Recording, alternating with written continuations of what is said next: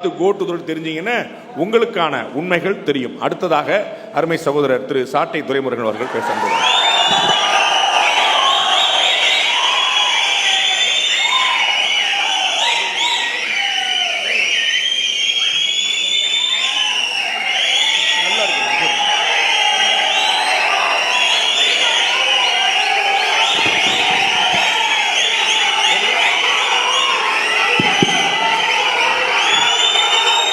நெறியாள்கையில்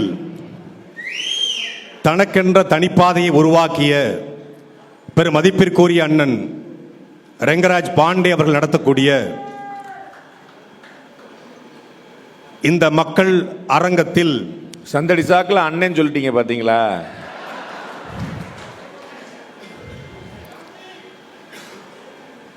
வீரமும் மானமும் ஒருங்கே பெற்ற நெல்லை மண்ணின் மைந்தர்கள் அனைவருக்கும்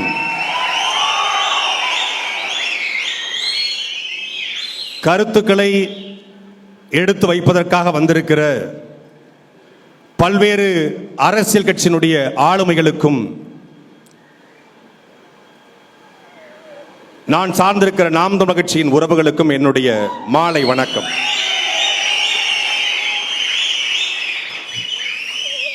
எத்திசையில் 2026 திசைகள் 4 நாடாளப் போவது யாரு என்பதுதான் இந்த மக்கள் அரங்கத்தினுடைய நோக்கம். 1947 இந்தியா விடுதலை பெற்ற பிறகு நாடு முழுக்க ஒரே கட்சி ஆட்சி அதிகாரத்தை கைப்பற்றுகிறது. நாங்கள் தான் சுதந்திரம் வாங்கி கொடுத்தோம்னு அவங்களும் போராடினாங்க. ஆனா உண்மையிலே அவங்க மட்டும்தான் போராடினாங்கன்னு சொல்லி அதிகாரத்தை கைப்பற்றுகிறது காங்கிரஸ். இந்தியாவிலேயே காங்கிரஸ் கட்சியை வீழ்த்த முடியுமா? அது பணக்கார கட்சி, ஜமீன்தார் கட்சி, சுதந்திரம் வாங்கி கொடுத்த கட்சி, நேரு பெருமகனின் கட்சி என்ற நிலை இருந்த பொழுது மொழி என்ற ஒன்றை மட்டும் முன்னிறுத்தி சரியாக 20 ஆண்டுகளில் 1967 ஆண்டு திராவிட முன்னேற்ற கழகம் அதிகாரத்தை கைப்பற்றுகிறது. எதை முன்னிறுத்தி? மொழியை முன்னிறுத்தி. அன்றைக்கு தமிழர்கள் அத்தனை பேரும் திராவிட முன்னேற்ற கழகத்திலே திமிரிக்கொண்டு வாக்களித்தார்கள். இன்றைக்கு தமிழ்நாட்டில் ஆதிக்கமாம் எல்லோரும் வாருங்கள் நாட்டினரே, செந்தமிழுக்கு தீங்கு விளைந்து விட்டால் இந்த தேகம் இருந்த ஒரு லாபம் உண்டோ என்று பாரதிதாசனுடைய பாடலை பாடிக்கொண்டு இந்தி ஒழிக தமிழ் வாழ்க என்று கீழப்புழு சின்னசாமி உட்பட பல்வேறு தியாகிகள் வீர மரணம் அடைந்து உருவான கட்சி திமுக. தமிழ் தமிழ் என்று பேசியது, உடல் மண்ணுக்கு உயிர் தமிழுக்கு என்று பேசியது. உலங்கவர் ஓவியமே, உற்சாக காவியமே, ஓடை நறுமணர உடையவன் புதுநலம, அன்ப அழக இன்பம இனிய தென்றல மரகத மணிய மாணிக்க சுடர மன்மத விளக்கு என்று இப்படி அழைப்பேன் தமிழே என்று தமிழ் தமிழ் என்று பேசினார்கள்.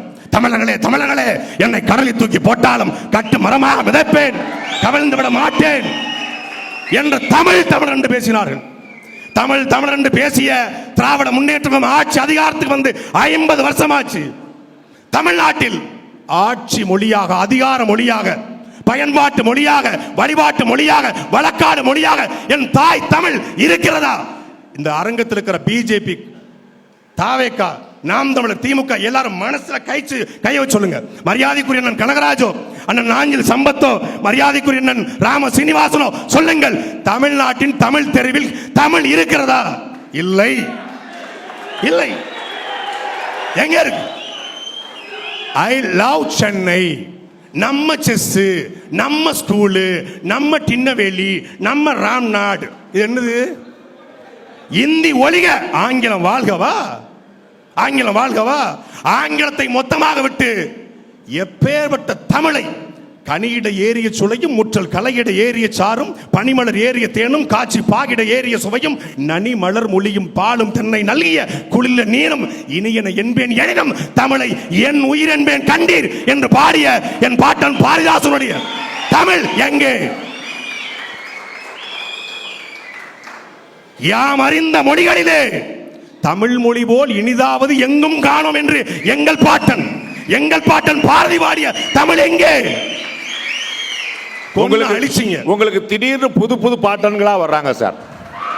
தமிழுக்காக, தமிழ் இனத்திற்காக, தமிழ் பண்பாட்டிற்காக, தமிழ் கலாச்சாரத்துக்காக போராடிய எல்லாரும் என் பாட்டன். எங்கேயோ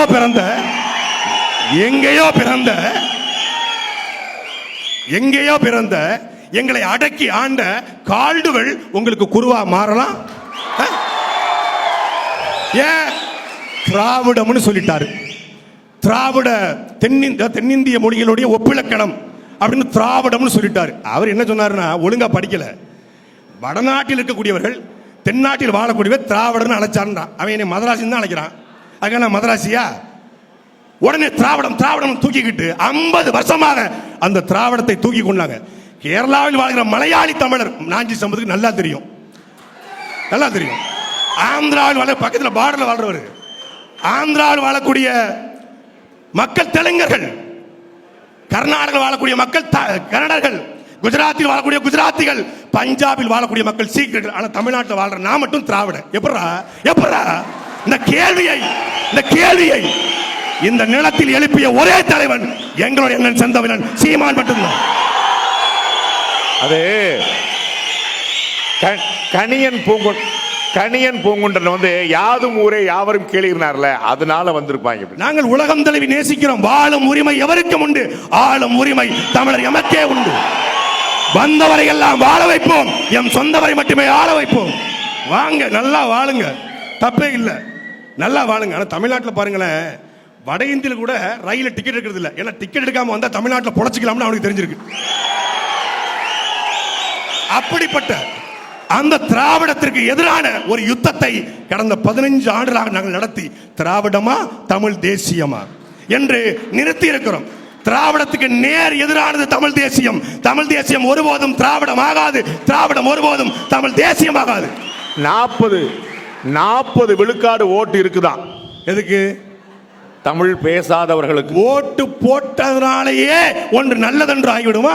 பெரும் மதிப்பிற்குரிய இந்த மண்ணிலே வாழ்கிற ஒரே ஒரு நேர்மையாளர், கடைசி நேர்மையாளர், அம்பை தொகுதியில் 2 முறை தோற்று போனார், கோவை தொகுதியில் 1 முறை தோற்று போனார், தன் வாழ்க்கையில ஒரு கவுன்சிலர் கூட ஆகல. நல்ல கண்ணு தப்பானவரா? தோற்று போய்விட்டதனாலேயே நல்ல கண்ணு தப்பானவர். 5 முறை ஜெயிச்சனாலே கலைஞர் கருணாநிதி ரொம்ப நல்லவர் என்று யாராவது சொல்ல முடியுமா? தத்துவம்.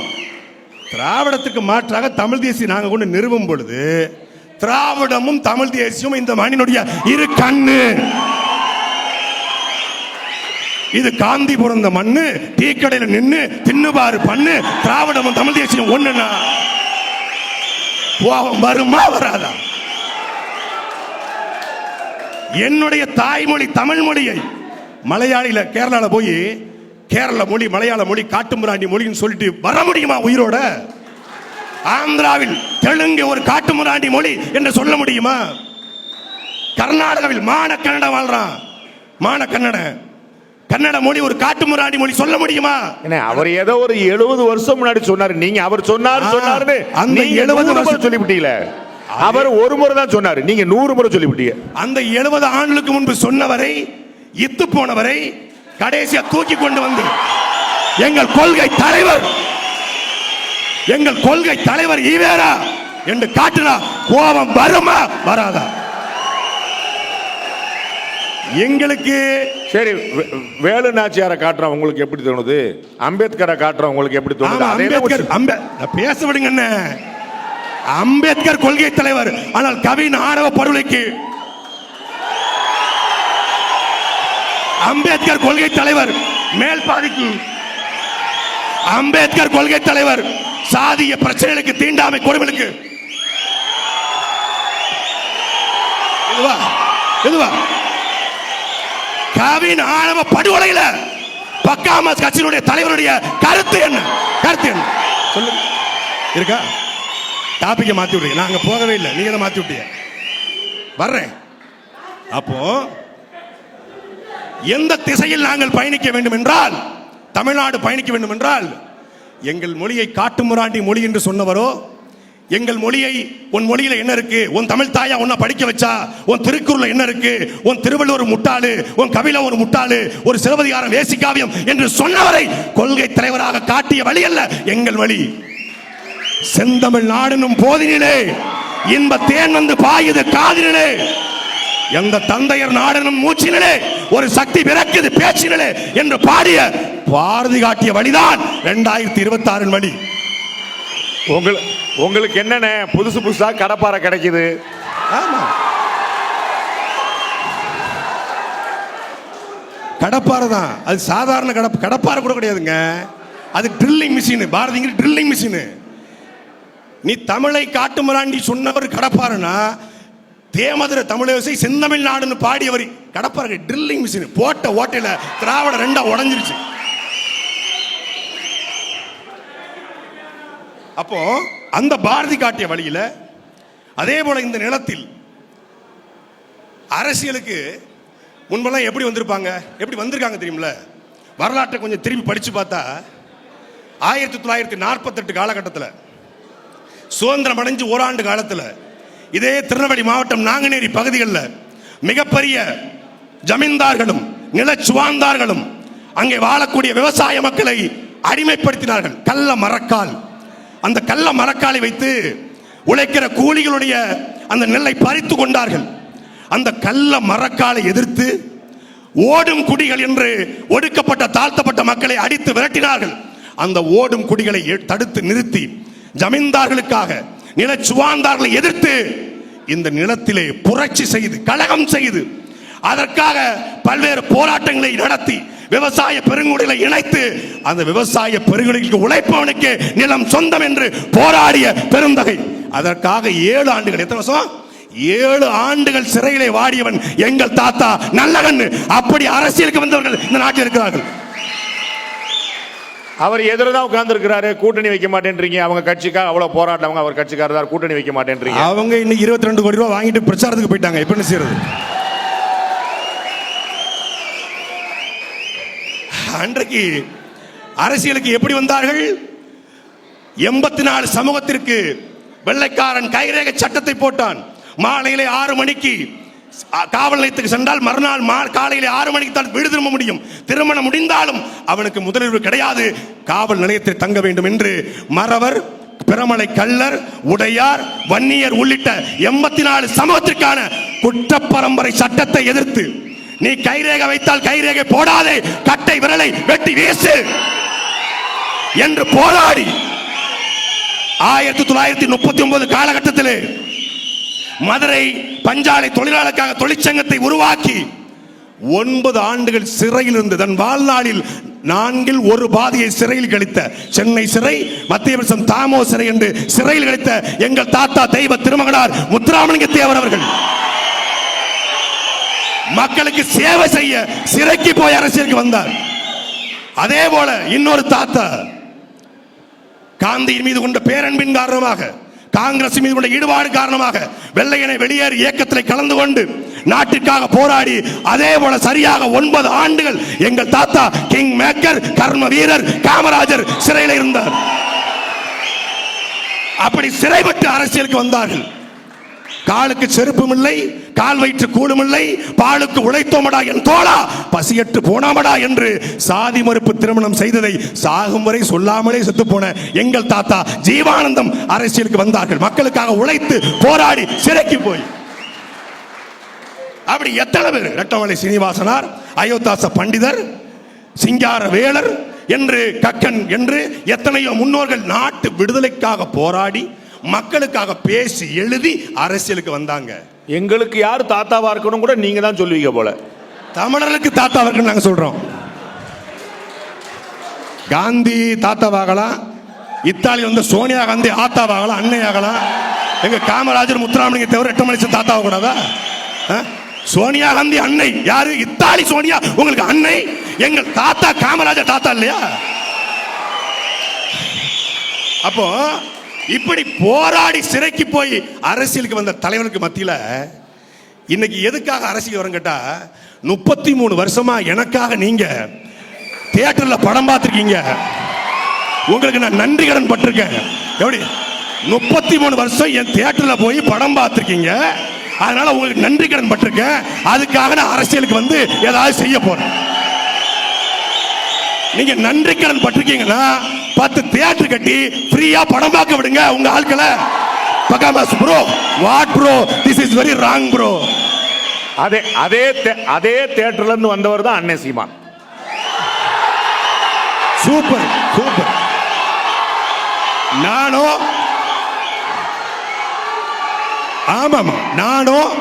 எனக்கு முன்பாக உட்கார்ந்திருக்கிற எங்களுடைய தென்மண்டல தளபதி அண்ணன் நெல்லை சிவகுமாரோ, எங்களுடைய கட்சியினுடைய பொறுப்பாளர்களோ நெல்லையில சீமானுக்கு ரசிகர் மன்றம் வச்சு நாங்க வந்த கட்சிக்கு. சீமான் திரையிலிருந்து வந்தாரா, சிறையிலிருந்து வந்தாரா?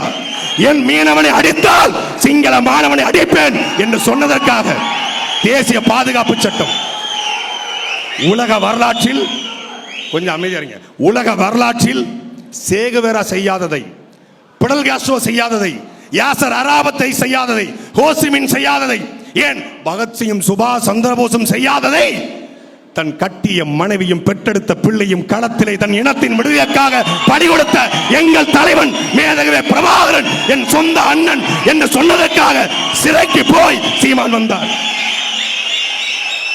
தேசிய பாதுகாப்பு சட்டம் ஒரு முறை அல்ல 3 முறை. யாரா சீமான்? தொடர்ச்சியா கருணாநிதி கைது பண்ணி போறாரு அப்படின்னு பார்க்கிறோம். தடை செய்யப்பட்ட இயக்கத்தின் கொடியவே கொடியாக மாற்றி, தடை செய்யப்பட்ட இயக்கத்தின் தலைவனை தலைவனாக மாற்றி, இந்திய தேர்தல் ஆணையத்தில் 8.2 விழுக்காடு வாங்கியிருக்காரு. A4 சீட்டோ துண்டு சீட்டோ பார்க்கிற பழக்கம் இல்லை, சும்மா ரெஃபரன்ஸுக்கு தான். நாங்க என்ன எழுதி வச்சு என்னென்ன A4 சைஸா இருக்கு, என்னென்ன A4 சைஸா இருக்குன்னு சொல்ல. இதுல எழுதுறது எதுவுமே பேசல. நம்ம சில தலைவர்களுக்கு என்னன்னா எஸ்பிபி மாதிரி ஸ்டாண்ட் போடுறாங்க. வெண்ணிலவே வெண்ணிலவே வெக்கம் ஏனம்மா, உன்னிடவில் என்னிடவே சொர்க்கம் தானம்மா, சின்ன மூக்குத்திப்பு வரும் முதல் சந்திப்பு, அந்த பாலாற்றில் நீராட வா வா வா. இவர்கள் யாரோடு யாரை ஒப்பிடுறாங்கன்னு பாருங்க. 1967 ஆட்சி மாற்றம் நிகழ்ந்த மாதிரி, 1977 ஆட்சி மாற்றம் நிகழ்ந்த மாதிரி 2026 ஆட்சி மாற்றம் நிகழ போகுது. ஒரு சரிங்க, நாஞ்சில் சம்பத்துக்கு கூடாத கூட்டமா தமிழ்நாட்டில்? நாஞ்சில் சம்பத்துக்கு கூடாத கூட்டமா? நானும் ஒரு காலத்துல சில்லறைய செதற விட்டேன். ஒரு காலத்துல அண்ணன் நாஞ்சில் சம்பத்து பேச வர்றாரா? எப்படி பேச தெரியுமில்ல? 1990 2026 அவங்க ஆட்சிக்கு வர்றாங்க, வராம போறாங்க. நாம் தமிழர் எப்ப ஆட்சிக்கு வர போ சொல்லு. வரும் வரும் வரும். எந்த விதமான குறுக்க மறிக்கிறிய? அதுக்கு தானே சம்பளம் கொடுக்குறாங்க. அதுக்கு தான் சம்பளம் கொடுக்குறாங்க. இல்ல அண்ணன் நாஞ்சில் சம்பத்தெல்லாம் ஒரு காலத்துல ஈழம் புலிகள் என்று பேசினால் மக்கள் சாரசாரியா கூடனா, பேச்சுக்காக கூடனா, அவருடைய கருத்துக்காக கூடனா. இன்னைக்கு ஏதாவது கொள்கை இருக்கா? மரியாதைக்குரிய அண்ணன் கனகராஜ் கொண்ட கொள்கையில கடைசி வரைக்கும் உறுதியா நிற்கிறார். தோழர் காம்ரேட், அவருடைய கொள்கை என்ன? பொதுவுடைமை சித்தாந்தம், உலக பாட்டாளிகளை ஒன்றுதலுங்கள், அவருடைய கொள்கை இருக்கு. மரியாதைக்குரிய ராம சீனிவாசன், மரியாதைக்குரிய ராம சீனிவாசன், அவருடைய கொள்கை என்ன? இந்து தேசியம். இந்து எங்கங்க அப்படியா சொன்னாரு? என்னங்க போற போக்குல சந்தேகம். அதான் உண்மைதானங்க. இந்து இந்தி இந்தியா அவர் கோட்பாடு, அவர் கொள்கை, அவர் கொண்டு கொள்கை இருக்கு. எங்களுடைய கொள்கை தமிழ் தேசியம். ஆனால் மரியாதைக்குரிய பக்காமாஸ் தலைவர் அண்ணன் விஜய் அவர்களுக்கு என்ன கொள்கை? மதசார்பற்ற சமூக நீதி, மதசார்பற்ற சமூக நீதி. அது வேலை திட்டம், அது கோட்பாடு. உங்கள் கொள்கை என்ன? திராவிடமா, தமிழ் தேசியமா, இந்திய தேசியமா, பொது உடைமை சித்தாந்தமா, இல்ல கமலஹாசன் மாதிரி சென்டரிசமா? ஏதாவது ஒண்ணு இருக்கணும்ல. கொள்கையை கேட்டா புரிஞ்சுடுவாங்க. நான் எதுக்கு சொல்ல வந்தேன்னா, எம்ஜிஆரோடு ஒப்பிடுறாங்க. 1967 போல, 1977 போல 2026 நாங்கள் வெல்வோம்னு சொல்றாங்க. சரி, மகிழ்ச்சி. 1967 ஆட்சி மாற்றம் நிகழ்வதற்கு கிட்டத்தட்ட 18 ஆண்டுகள் திராவிட முன்னேற்ற கழகம் உழைத்தது. 50 தலைவர்கள், நாவலர் நெடுஞ்செழியன், மதியழகன், ஈவிகே சம்பத் உள்ளிட்ட 50 தலைவர்கள் உழைத்தார்கள். அந்த கட்சியில இன்னைக்கு நாஞ்சில் சம்பத் இருப்பது போல எம்ஜி ராமச்சந்திரன் பரப்புரை செயலாளர். 1952 திமுக சேர்றாரு. அதுக்கப்புறம் எம்எல்சி, 2 முறை எம்எல்ஏ, பொருளாளர், சிறு சேமிப்பு துறையினுடைய தலைவர் என்று பொறுப்புகளை வைத்து சரிபாதி திமுகவை பிரித்துக் கொண்டு 1973-72 திமுக வெளியே வந்து திண்டுக்கல் பாராளுமன்ற தேர்தலில் மாயத்தேவரை போட்டி போட வைத்து வெல்ல வைத்து அதற்கு பிறகுதான் ஆட்சி அதிகாரத்தை கைப்பற்றாரு. அவர் ரொம்ப நல்லவர். டெல்லியில அரவிந்த் கெஜ்ரிவால் எத்தனை வருஷம் போராடி வந்தாரு சொல்லுங்க. தமிழ்நாடு டெல்லி இல்ல, தமிழ்நாடு டெல்லி அல்ல. டெல்லியில் ஒரு இனமோ ஒரு மொழியோ ஒரு பண்பாடு கொண்ட மக்கள் கிடையாது. ஒட்டுமொத்த இந்திய மக்களும் வாழக்கூடிய இடம் டெல்லி. அந்த அரசியல் வேறு, தமிழ்நாட்டு அரசியல் வேறு. இங்க சினிமா வேறு, அரசியல் வேறு என்பதை மரியாதைக்குரிய அண்ணன் பக்கா மாசுக்கு இந்த தேர்தல் காட்டும். இவரை போலவே இங்கதான் எம்ஜிஆர் முதலமைச்சர் ஆனார், இங்கதான் ஜெயலலிதா முதலமைச்சர் ஆனாங்க, இங்கதான் எம்ஜிஆர் முதலமைச்சராக 20 வருஷம் பாடுபட்டார். 20 வருஷம். என்ன வளம் இல்லை என்ற திருநாட்டில் ஏன்கையே ஏந்த வேண்டும் வெளிநாட்டில் ஒழுங்காய் பாடுபடு வயக்காட்டில் உயரம் முன்மதிப்பு அயல் நாட்டில் என்று பாடினார். இவரு தொட்டப்பட்ட ரோட்டு மேல முட்டை பரட்டா, நான் தொட்டுக்கொண்ட சிக்கன் தரட்டா. அங்க அவர் பாடியது மக்களுக்காக. தம்பி காஞ்சியிலே நான் படித்தேன் நேற்று. எம்ஜிஆர்லாம் அன்பே வாழலாம் பாடவே இல்லையா? லவ் ரொமான்ஸ்லாம் பாடினாரு. அதிகமாக மக்கள் மொழியில மக்கள் இசைகளை பாடினாரு, மக்கள் பிரச்சனைகளை பாடினாரு. பெண்களை அடிப்பது போல, மது அருந்துவது போல, புகை பிடிப்பது போல படத்தில் ஒரு காட்சி இருக்காது. இங்க 10வது பாட்டில் நான் குடிக்க அண்டாவ கொண்டா சேஸ் அடிக்க. ரொம்ப ஆச்சரியமா என்ன இருக்குன்னு, ஏடிஎம்கே காரங்களை விட எம்ஜிஆர் மத்த கட்சிக்காக தான் ரொம்ப யூஸ் பண்றீங்க.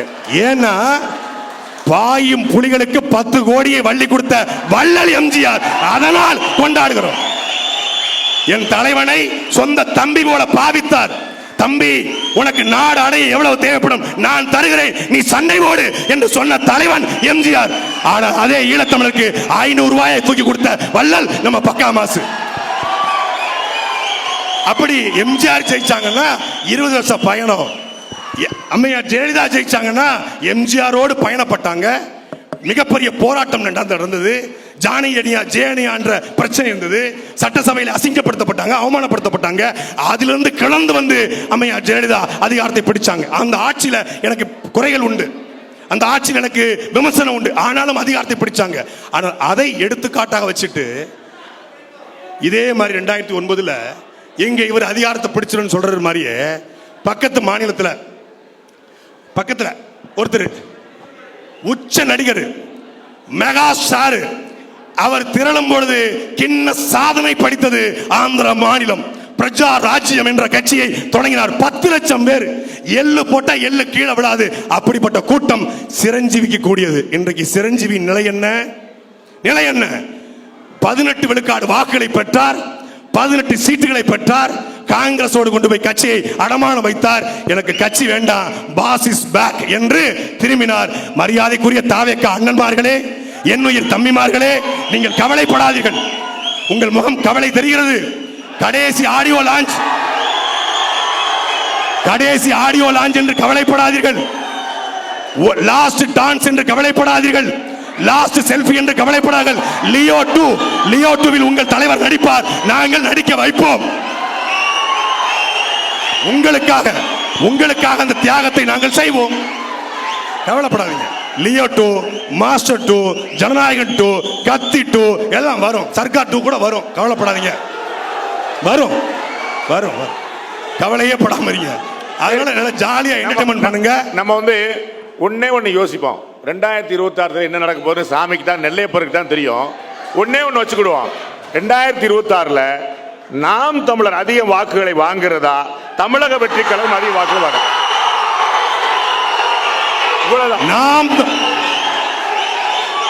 இவ்வளவுதான். இது நான் சொல்றது இல்ல, எங்க அண்ணன் சீமான் எனக்கு சொல்லி கொடுத்தாரு. இல்ல மார்க்சிஸ்ட் கம்யூனிஸ்ட் கட்சி 2026 சட்டமன்ற தேர்தலில் நாம் தமிழர் கட்சி வாக்கு விழுக்காடு குறைஞ்சிரும். நாம் தமிழர் கட்சி வாக்கு விழுக்காடு தாவேக்காக போயிடும். உங்களை போன்ற கருத்து கணிப்பாளர்கள், கருத்து திணிப்பாளர்கள் பல பேர் சொல்றாங்க. நான் ஒரே ஒரு கேள்வியை முன்வைக்கிறேன் இந்த அவையில. 2014ஆம் ஆண்டு நாம் தமிழர் கட்சி நாடாளுமன்ற தேர்தலை சந்திக்கிறது. அந்த நாடாளுமன்ற தேர்தலில் நாம் தமிழர் கட்சி வாங்கின வாக்கு 36,50,000. அன்றைக்கு விஜய் அவர்கள் கட்சியை தொடங்கிட்டாரு, மாநாடு அறிவிச்சாரு, கட்சியை தொடங்கிட்டார். 2024 பிப்ரவரி மாதம் 2ஆம் தேதி அவர் கட்சியை அறிவிச்சிட்டாரு.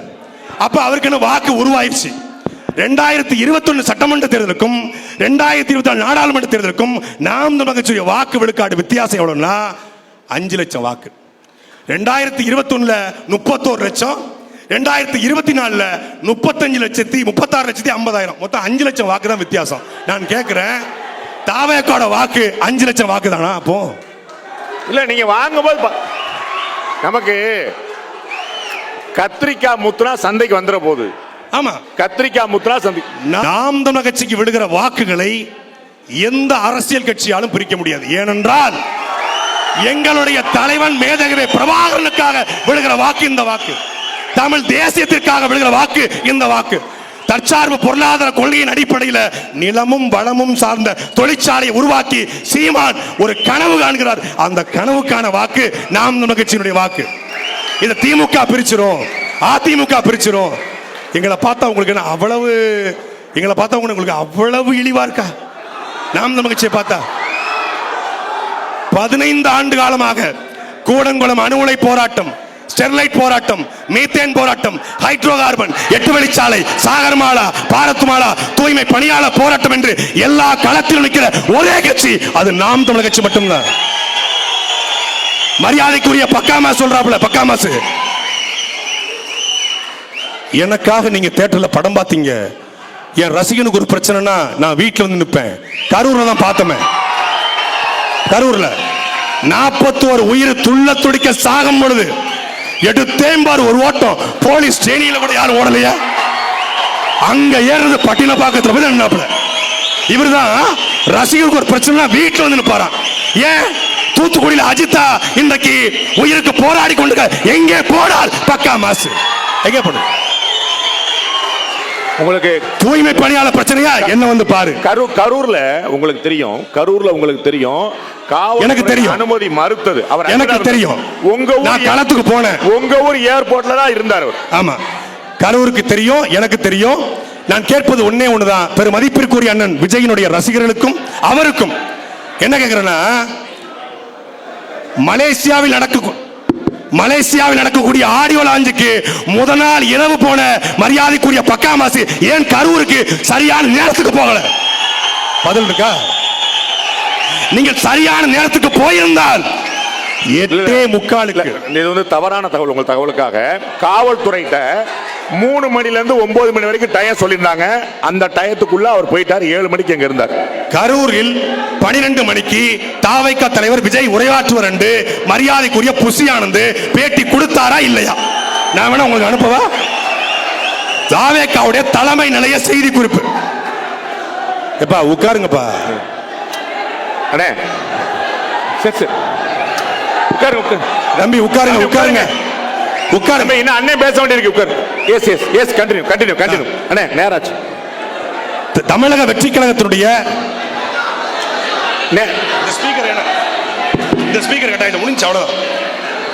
தமிழக வெற்றி கழகத்தினுடைய தலைமை நிலைய செய்தி குறிப்பில் எக்ஸ் தளத்தில் 12 மணிக்கு தாவேக்கா தலைவர் உரையாற்றுவார் என்று போட்டிருந்த நம்பி 12 மணிலிருந்து 7 மணி வரை தண்ணீர் இல்லாமல் கழிவறை செல்ல முடியாமல் காத்து கிடந்த பெண்கள் மயங்கி கீழே விழுந்தார்கள் என்பதுதான் யதார்த்த உண்மை. இறந்து போன, நான் முடிச்சிடறேன், இறந்து போன 41 பேரில் 11 பெண்களுடைய வயிற்றை கிழித்து பார்க்கிற பொழுது முழுக்க மலமும் சிறுநீரகம் நிறைஞ்சு இருந்தது என்பது உண்மை. மேலே இருந்து கீழே விழுந்த ஒரு பையனால் 4 வயது குழந்தை வயிறு பிழுங்கி கண்ணு மூடி வெளியே வந்து செத்தது என்பது உண்மை. அதற்கு போகாத இவர் எப்படி மக்களுக்கான தலைவர் என்கிற கேள்வியை உங்ககிட்ட வைக்கிறேன். தூய்மை பணியாளரா என்ன வந்து பாரு, வெள்ள நிவாரணமா என்ன வந்து பாரு. மக்கள் பிரச்சனையாய் இன்னைக்கு கடைசியா சரி விடுங்க. கடைசியா. சில தலைவர்களை பார்க்கறதுக்கு காலையில இருந்து காத்துக்கிட்டு இருக்கிறாங்க. சன்னி லியோன் வந்தாலும் தமிழ்நாட்டிலே காத்து கிடப்பான், நயன்தாரா வந்தாலும் காத்து கிடப்பான். நேராச்சு. அப்போ மக்களுக்காக யார் நிக்கிறானோ அவர்தான் மக்களுக்கான தலைவர். எங்களுக்கு ரெண்டே ரெண்டு தான். இந்த தமிழ்நாட்டினுடைய தீய திராவிடத்தை ஒழிப்பது தூய தமிழ் தேசியம் தான். அதற்கு எங்கள் முன்னோர்கள் வழிகாட்டியா இருக்கிறார்கள்.